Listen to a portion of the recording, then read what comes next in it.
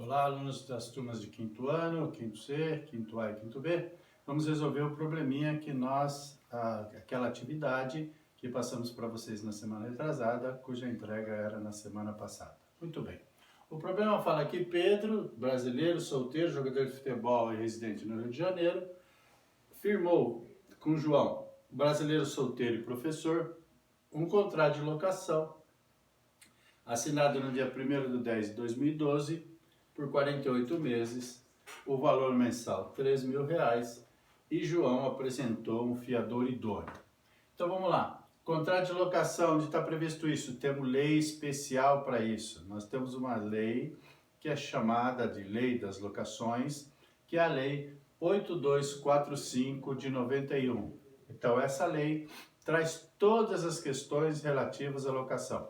Mas nós temos alguns artigos do Código Civil que podem dar supedâneo também às nossas questões, mas sempre lei específica vai estar acima da norma geral. Então a lei específica é a lei de locações, é lá que nós temos que buscar as nossas informações. Muito bem, data, prazo, valor e apresentação de fiador, condições todas do contrato. O locatário passou a não pagar. Então, a partir daí, nós temos que dar uma olhadinha lá, a partir do artigo 59 da Lei 8245 de 91, e dar uma olhadinha o que é que pode estar acontecendo quando o locatário, passa a não efetuar mais os pagamentos dos aluguéis. Passados 4 meses dessa inadimplência, o Pedro ajuiza uma ação de despejo acumulada de cobrança, e aqui tem uma importância enorme. Qual é a ação que ele propôs? É uma ação de despejo com cobrança, e nós temos que estar atento a isso, juntamente com essa atenção à informação de que ele apresentou um fiador idôneo.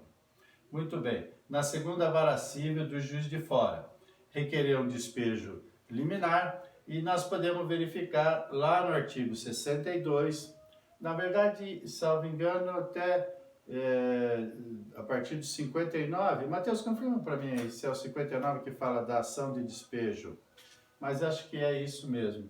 É lá a partir de 59 que fala da ação de despejo, e aí ele pode estar propondo essa ação em Juiz de Fora.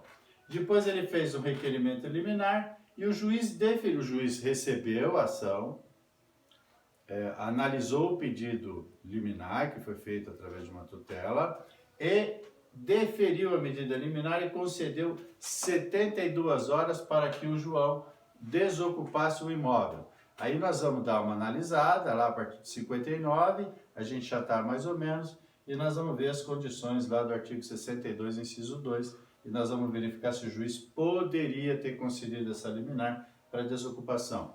E não bastasse isso, o juiz ainda arbitrou uma multa diária de R$ 2.000 por descumprimento da obrigação.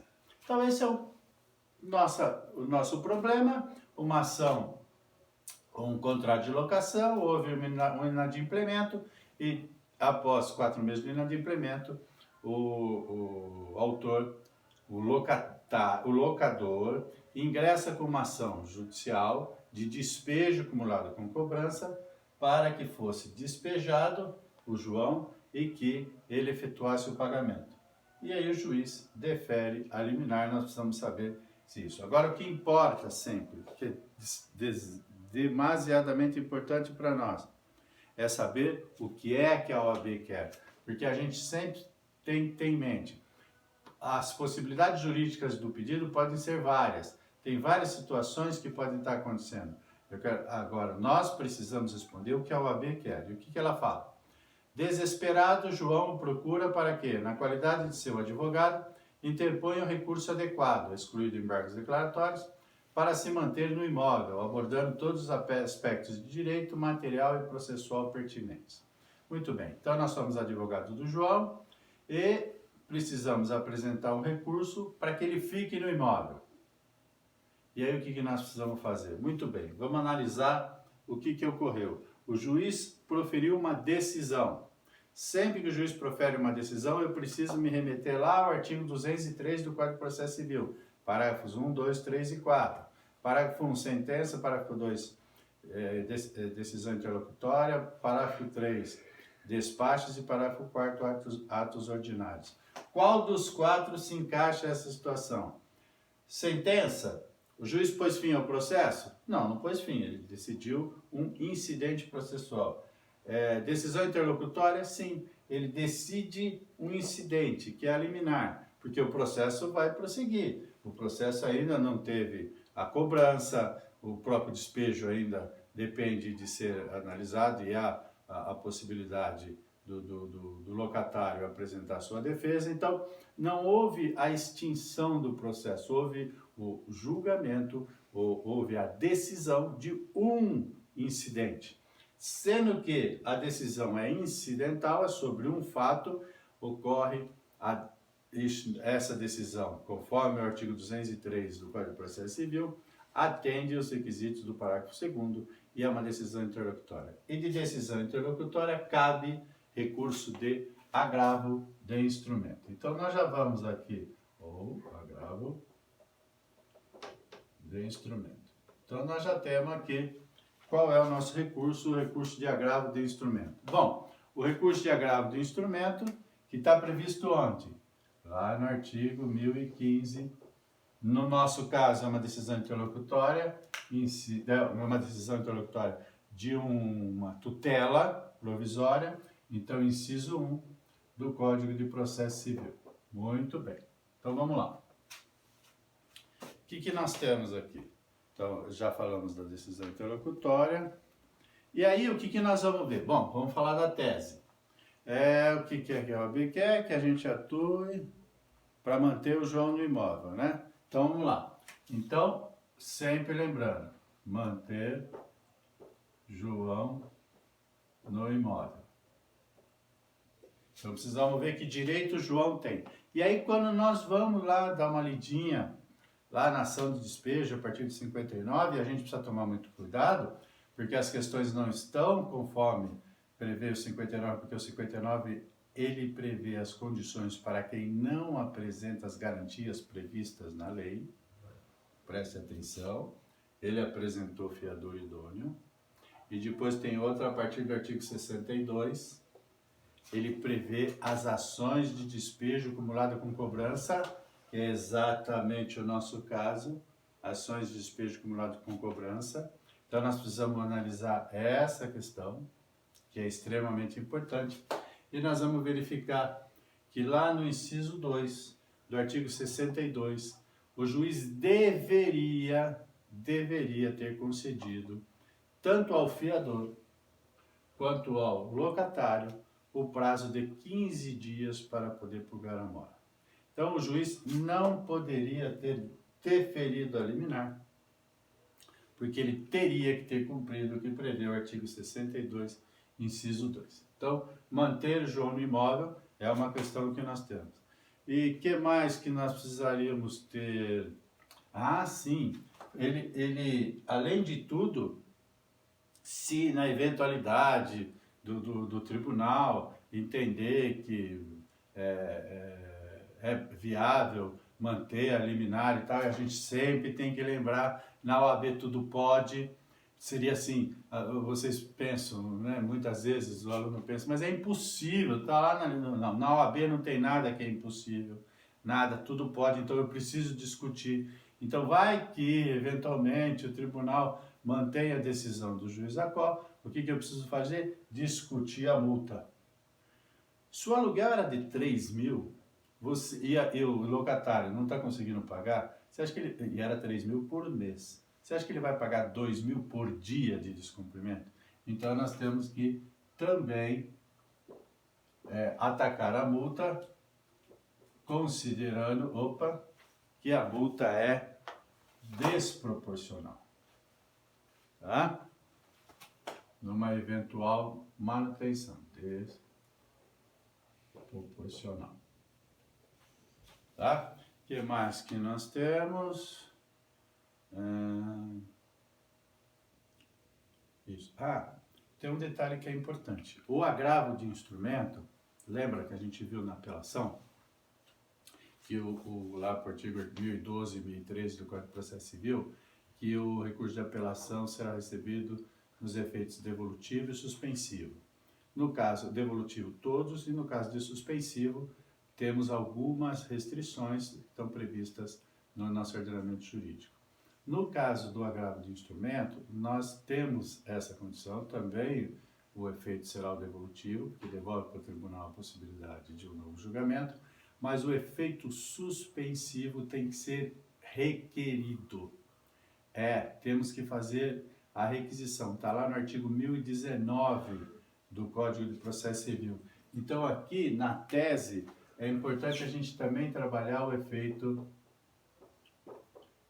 suspensivo, que significa que o desembargador relator, ao receber o agravo do instrumento, já concede o efeito suspensivo e suspende a decisão do juiz que estava concedendo 72 horas para desocupação. Então, essa decisão, sob pena de multa diária, essa decisão ficará suspensa se o desembargador relator da turma civil que receber o recurso de agravo de instrumento conceder o efeito suspensivo.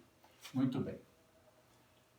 Então, manteja um imóvel, a gente já viu, é o artigo 62, inciso 2, da Lei 8245 de 91. O efeito suspensivo, a gente vai ter, vamos pôr aqui, artigo 1019 do Código de Processo Civil, está lá.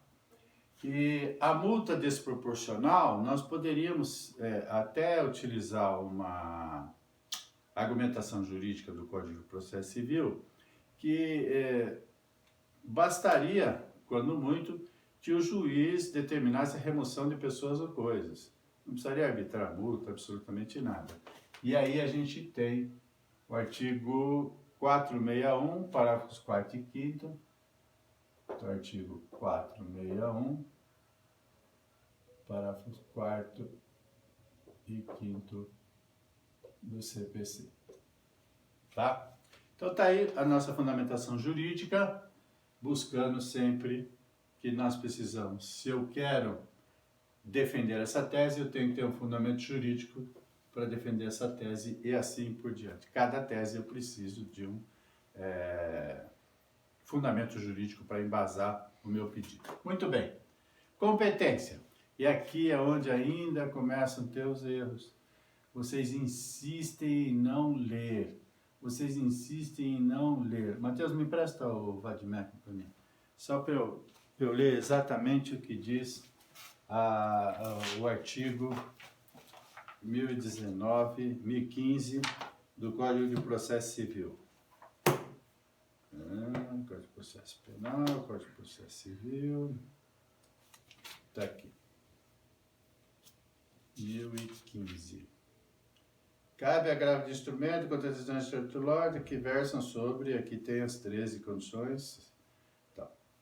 Artigo 1016 do Código de Processo Civil. O agravo de instrumento será dirigido diretamente ao tribunal competente por meio de petição com os seguintes requisitos.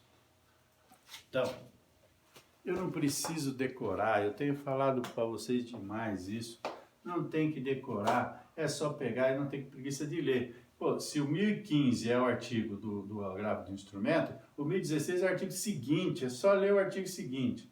Então, ele vai para o Tribunal de Justiça, e aí, para a gente não se trair, vir aqui no Tribunal de Justiça de São Paulo, eu preciso saber onde é que a ação foi proposta. E ela foi proposta na cidade de Juiz de Fora, estado de Minas Gerais. Então, a competência é o Tribunal de Justiça de Minas Gerais. Tá? Preste atenção nisso. Vocês terão que vir aqui e verificar onde, que cidade foi proposta a ação e, por consequência, qual é o seu estado, para que eu possa indicar qual é o Tribunal de Justiça. Se aqui não tiver indicação de qual é a cidade, é o Tribunal de Justiça, 3 pontinhos, como vocês já estão acostumados. E para finalizar, o que nós temos? O nosso calendário. Eu preciso da decisão, e essa decisão... tem uma questão interessante aí.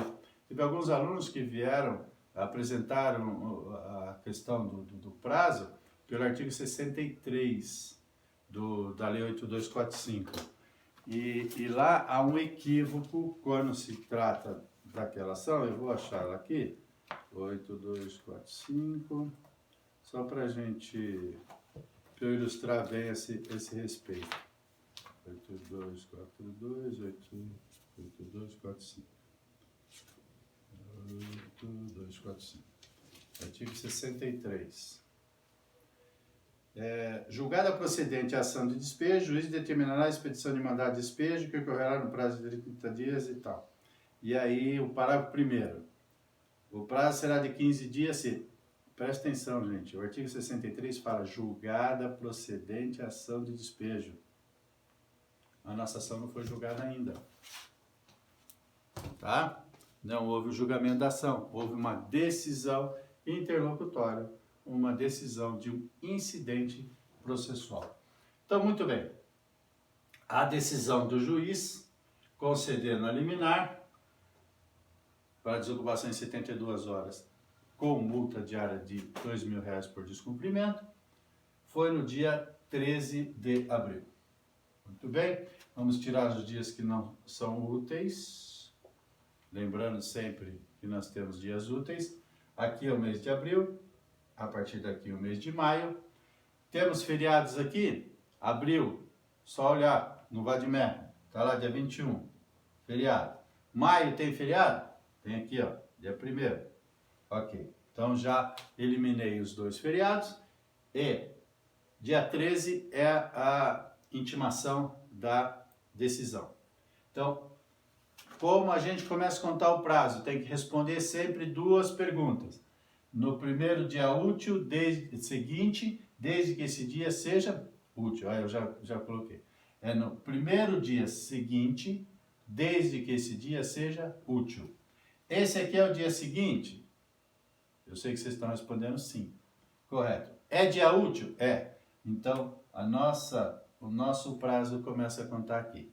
E qual é o prazo para apresentação do agravo de instrumento? Está lá no artigo 1003, inciso... O parágrafo, agora eu não me lembro, mas é bem lá no final do artigo.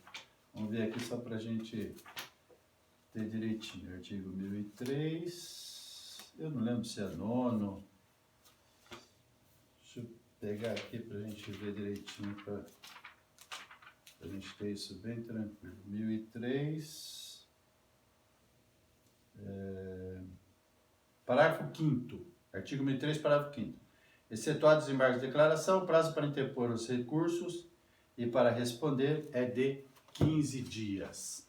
Então é sempre importante, lembra aquilo que eu já falei para vocês desde o ano passado e tal? Por que é 15 dias? Porque o Zé falou, porque o professor fulano falou, não tem nada de que porque falou. Eu me lembro que um professor falou sobre isso, mas por quê? Porque assim prevê o artigo 1003, parágrafo 5º do Código de Processo Civil. Então 15 dias. Começa a contar aqui, 1, 2, 3, 4, 5, 6, 7, 8, 9, 10, 11, 12, 13, 14. A nossa data é 6 de maio. Não temos data, então 6 de maio. E não vão se como é que diz? Deixar trair pelo mês aqui, que começava abril, e veio colocar 6 de abril. Não é 6, só que o mês já é maio. Ok? Muito bem, então, deixa eu só conferir aqui. Aqui foi a intimação. 1, 2, 3, 4, 5, 6, 7, 8, 9, 10, 11, 12, 13, 14, 15. É isso mesmo, 6 de maio. A gente vai estar postando essa atividade. Na segunda-feira, pela manhã, a partir das 10 horas, eu estarei online com os alunos da turma da manhã. E como na terça-feira à noite nós não teremos aula, em razão do feriado do dia 21, esse feriado aqui, exatamente esse feriado, então, mas de toda forma, eu terei postado a atividade para que a gente possa tirar dúvida, eventualmente, numa próxima aula online. Um grande abraço a todos e uma boa semana.